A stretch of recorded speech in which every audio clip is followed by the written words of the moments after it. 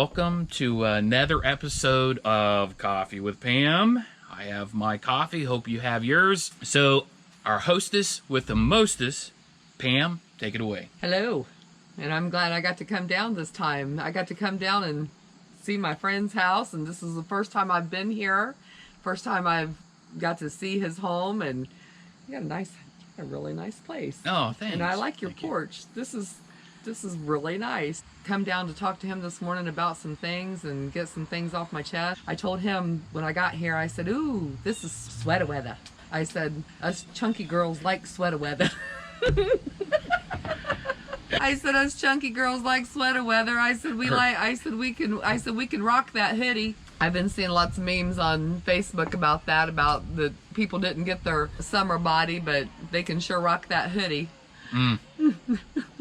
And I'm one of those people that I'm like, oh, okay, this is good for me. But I'm gonna work on the body. Next summer I'm working. You look great. You're too hard on yourself. I'm working, and it's hard when I was talking about the other week about how I felt bad and everything, and I was going through so much, and I felt kind of bad, but I'm starting to feel better. I've learned that with arthritis, I have found kind of a little key thing. Tiger Balm. Tiger Balm? Tiger Balm. As a matter of fact, me and my daughter was getting ready to make chili the other day, and this was so funny, because I had went to the store and I had bought me some Tiger Balm, and I had said something on Facebook. I'm like, is anybody else having arthritis right now because of the weather? When, it's like when the barometer changes, I notice that my bones ache. Yeah. And I get kind of achy and whatever. So I had seen this Tiger Balm, and I rubbed it all over my back and my sciatica. And my daughter come in the kitchen. She got Tiger Balmed up. I got Tiger Balmed up, and I'm gonna tell you something. Tiger Balm has a smell. It has. You smell like a tiger? No. You smell like menthol is what you smell like. Ugh. You smell like like menthol cigarettes? No, not menthol cigarettes. Oh, okay, sorry. But like Vicks Vapor Rub, only like in a way.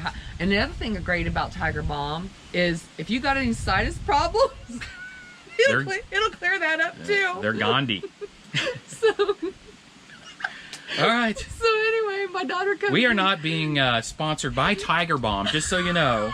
My daughter. But we'll accept sponsorship, Tiger Balm, if you want to slide some green our way. My daughter comes in the kitchen and she's like, Mom, what is that smell? Mind your business, girl. It's me. Yeah. It's me, and I'm old. Oh my gosh. And you need to mind your business. But I was telling Dawn that, I was talking about memes and Facebook and things, and there's a meme that has been shared quite a few times on Facebook. Been shared with many people being... I like this, by the way. It's been shared with many people being the subject. Not all these people have said this, but it's a really good meme. We'll throw it up on the screen, too. And it says, I'm at a point in my life where I just want my family happy. We all want our family happy. My faith strong, my health good, my mind right, my dollars tight, and no unnecessary drama. Amen. Hallelujah. We all don't want any unnecessary drama in our life. Mm-hmm. And we're all at an age that unnecessary drama just don't cut it. It don't kick it. And how do we keep from having unnecessary drama in our life?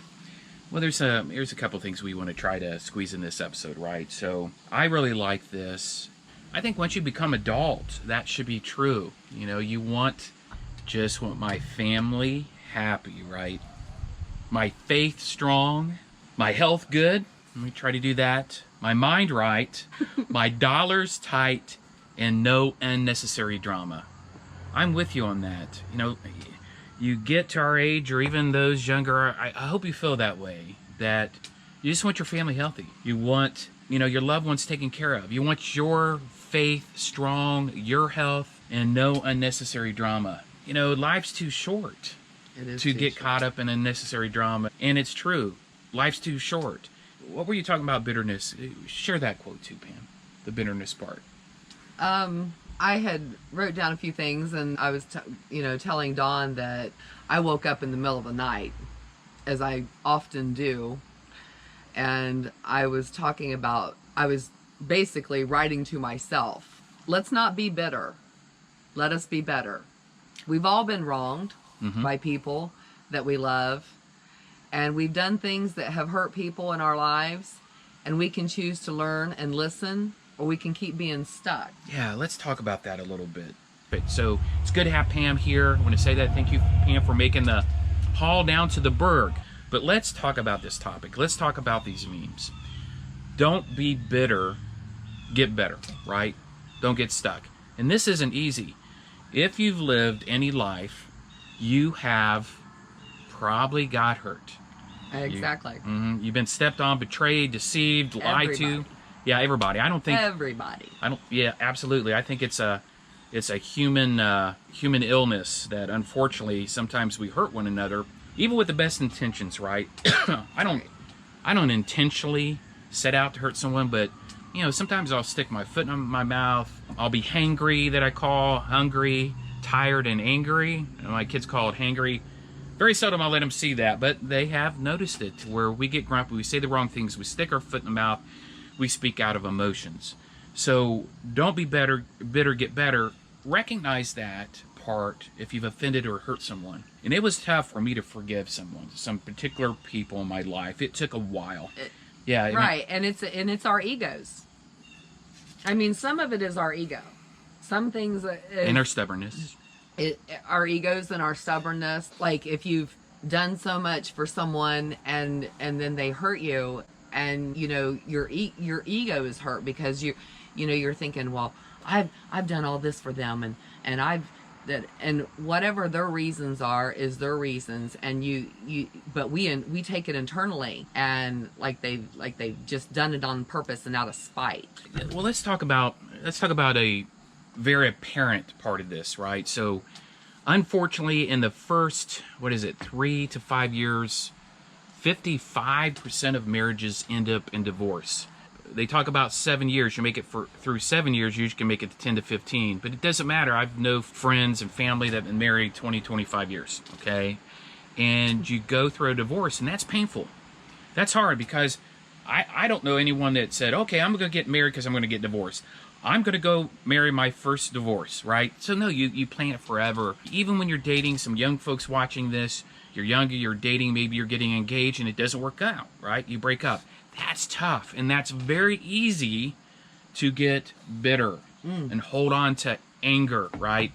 So I know that's hard. I know it's tough. I'm divorced, right? Pam's divorced, so we're no stranger to that. But I want to encourage you, as this meme said, or the statement, this quote, and I'm speaking to myself. A lot of time when we do these shows, it encouraged me, inspires me. That I'm glad Pam's here, because it's encouraged me. I've been in a touch of a funk a few days here, but this lifts me up. But it's not easy, I know, from going from bitterness to being better, all right? Let's look at these two. Let's talk about this, Pam. So bitterness, all right, in a breakup, a divorce, maybe it's a friend, or a boss that treated you wrong, whatever, all right? So bitterness is a root that shouldn't be watered, right, Pam? It's a root that can consume your heart, your mind, your soul, and it hurts you. It's a prison for you. Bitterness is for you. That other person doesn't care for your most of the time.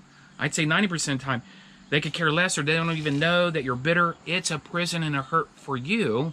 So let it go. Try to walk through that forgiveness, all right? Forgive them, because if you hold on to it, they don't care if you forgive them or not. The forgiveness part is for you. For you. To release you and get you out of that prison. Because if you get caught up in these thorns and these choking your spirit and your heart, how are you going to open up, trust others, and fully love others if you don't let it go? Again, you can't. Yeah, you cannot, unless you learn to forgive and to finally put it behind you and let it go. You're not going to go into another relationship and find the happiness that you're seeking. You're not going to do it. It's not going to happen. We talk about unnecessary drama in that meme, right? Right. I will share with you, if you've lived any life and you have another relationship, you do have baggage. So when you say, well, I want to date someone that has no baggage, I want to have a long-term relationship with someone that doesn't have any baggage, let me tell you what, you made it past 30, you're going to have some baggage. Here's the thing about it. Can you compartmentalize some of that baggage And can you empty some of those stones so you can fully love and care for someone else? You know, I've got young kids, right? I've got a grown daughter. My son's now going to turn 16 next month.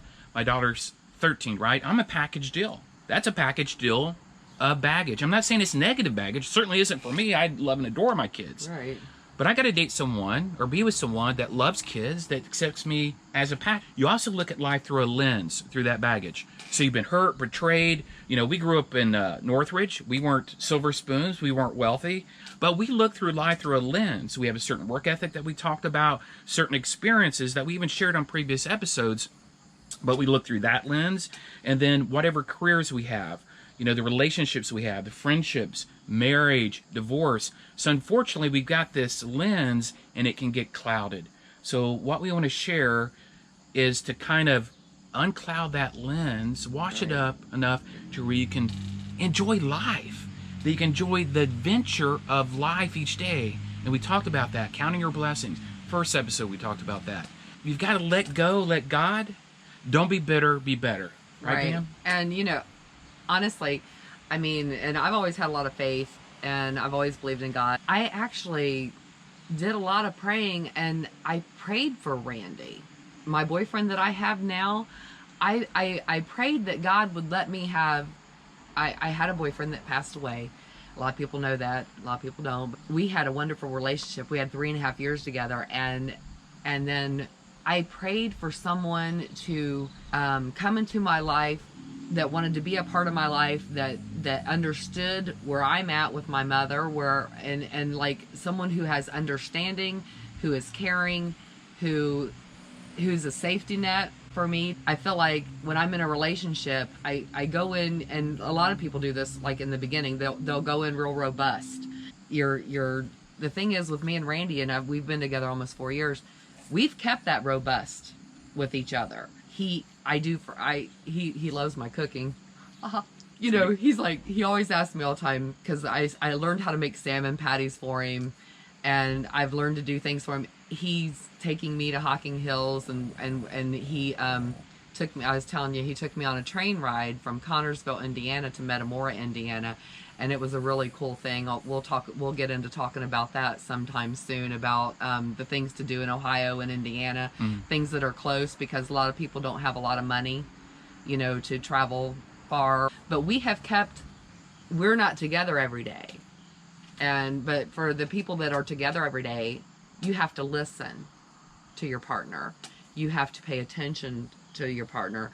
When your partner talks, do you listen so that you can give a reply, or do you actually listen to them and listen to their needs? It's just like when you're in a disagreement with a loved one, right? Or you're dating. Let me tell you what, there is no perfect relationship, because there's no perfect person. If you think you're going to go in a relationship and never fight or argue, let's say you've been dating 6 months, a year, you think, oh, we never fight or argue. Let me tell you, it's going to happen. All right, it's going to happen. We're human beings. We're not always going to agree, but we can agree to disagree with grace and humility, right? Right. But if you're in that debate, engaging, it's heated, right? You guarantee most of you, both parties probably, are maybe listening just to reply. They're not listening empathetically to listen to what that person's trying to say in their heart. A lot of time, they'll listen a little bit so they can reply and argue right back and cut you right back. So I'm going to encourage you, again, this is kind of therapy for me. I don't know about Pam, but, you know, these videos and even my other YouTube channel, try this. And you don't always have to be right. You don't always have to have the final word, right? Right. You know, in a relationship, someone told me is, you know, you're arguing and there's a winner and loser. You love your spouse, you love your girlfriend, you love whoever you're dating, right? Do you want them to be a loser? Do you want to date a loser? Do you want to love a loser? So why would you want to make that person out to be a loser in the argument? You don't always have to have the final word. You know, sometimes I'm stubborn. I'm guilty about that. It's just coming from my dad, because my dad had a stubborn streak in him that was a mile long. But I am so guilty of that, of getting that last word. I got to get that last word. And I've learned throughout time that I don't need the last word. And so far, and I have to say this, Randy and I haven't had the one little tiff that we had. It was my fault. speaking of having the last word, we're going to head and wrap this up, but we're going to expound on the next episode, okay, on some examples. We're going to share some personal testimonies. We're just going to kind of throw it out there and talk about some examples and how we solidified it and resolved it, right? Or how we recommend doing it. Not that we're relationship therapists, right? Not that we're psychologists or psychiatrists or anything like that. Granted, we have experiences. Some of us have certifications. But we're going to share our strategies, what we've learned for 5 decades, what we've studied. And we'll talk about bitterness and being better. We'll talk about family being healthy, us being healthy, our faith strong, money tight, and no unnecessary drama. So stay tuned for the next episode. I just want to close with, you have to care about yourself, date yourself, kind of. You have to learn to be alone, because you're going to be with yourself for the rest of your life. You've got to learn to, in relationships, how to care about that person's feelings and know what they want in a relationship, and then you guys, you grow from that. Yeah, absolutely. Make sure to strive not to be bitter, but better. Absolutely. And stay tuned for next, where we unfold this next episode. Subscribe, like, comment, share these videos out, share this link out. We need to and want to grow this YouTube channel to make a positive impact in the lives of others, even if it's just a smile or a chuckle at our silliness and our antics. And while you're at it, make it a great day, because you truly have a choice in making it a great day. Shalom. Peace out.